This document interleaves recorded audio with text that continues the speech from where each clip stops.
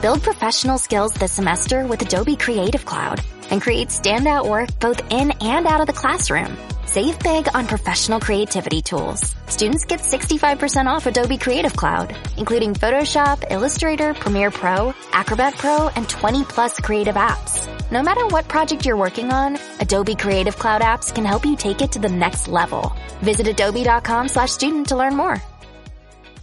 We begin with a look ahead to tonight's start of the NBA season, and what better way to get things going than with the highly anticipated return of our New York Knicks to the hardwood. The Knicks will tip off their regular season schedule in Boston against the defending champion Celtics. Tip is scheduled for 7:30 p.m. with Boston heading in as 5.5-point home favorites. Expectations are high for New York this year with the recent acquisition of a big man Karl Anthony Towns and, of course, bringing in Mikal Bridges from Brooklyn in the offseason. The Knicks went 50-32 overall, 12-5 in Atlantic Division games, and 23-18 on the road last season. The Lakers and Timberwolves will help open the season tonight as well in Los Angeles. Tip-off there is set for 10 p.m. with Minnesota heading in as 1.5-point road favorites. Now to Week 7's installment of Monday Night Football in the NFL, where two-time MVP Lamar Jackson threw for 281 yards and 5 touchdowns in Tampa Bay, helping the Baltimore Ravens improve to 5-2 and overcome an early double-digit deficit to extend their winning streak to 5 games with a 41-31 victory over the Buccaneers, who lost their top 2 receivers to injuries and dropped to 4-3 with the loss. Jackson improved to 23-1 against NFC teams, the best mark by a quarterback against an opposing conference in NFL history. He's 3-0 against the Bucs, who faded after taking a 10-0 lead with help from the 100th TD reception of Mike Evans' career. Evans departed with a hamstring injury after Baker Mayfield tried to connect with him in the end zone again, and late in the fourth quarter with the game out of reach, leading Bucs receiver Chris Godwin was carted off the field with a left ankle injury. ESPN declined to show replays of Godwin's injury, which did appear to be severe. Jackson completed 17 of 22 passes without an interception, including TD throws of 9 and 4 yards to Mark Andrews.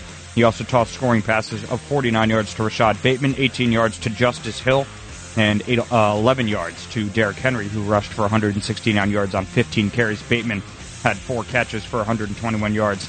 In Arizona, Kyler Murray ran for the game-changing touchdown early in the fourth quarter and then led the Cardinals on a drive that set up Chad Ryland's 32-yard field goal as time expired.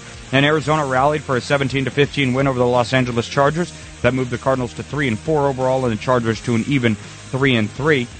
It was also Murray's 20th career game with a touchdown pass and a touchdown run. He completed 14 of 26 passes for 145 yards, 1 touchdown, and 1 interception. James Conner finished with 101 yards on the ground and 51 yards receiving. His big 33-yard catch and run late in regulation eventually set up Ryland's short field goal and a Cardinals celebration. It was a frustrating night for the Chargers offense, which gained 395 yards but couldn't find the end zone. Justin Herbert completed 27 of 39 passes for 349 yards. Lastly, previewing action to look forward to tonight on the ice. The Devils get set to welcome in the Tampa Bay Lightning at 6:45 before the Rangers visit the Habs in Montreal at 7:15, and the Islanders simultaneously host the Detroit Red Wings. That's your sports. Hey, Justin. Yeah. Why doesn't this World Series start earlier? I mean, it's Tuesday. The thing ended.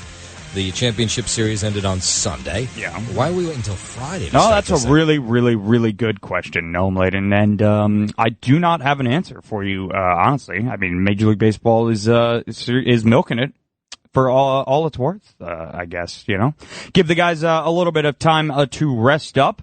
Get these game 1 starters a full 5 days of rest, I guess, before the series gets underway, so everybody's fully torqued and fully loaded.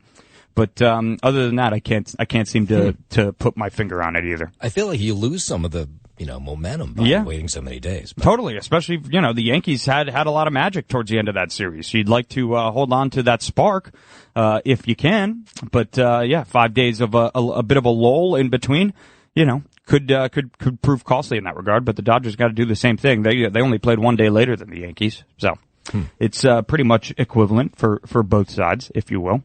All right. Well, I guess we'll just wait. There's nothing we can do. I mean, I know there's a petition going around, Noam. If you want to sign it, we'll send it in to Major League Baseball. But it won't get there in time, and it'll take them years, if ever, to deal with this issue. Yeah. I mean, it's seriously a pressing issue. I'm losing sleep over it. I bet you are, as a Yankees fan. You want this thing to get started. Exactly. Right? Yeah. Let's go. That's your sports. I'm Justin Ellick on 77 WABC now.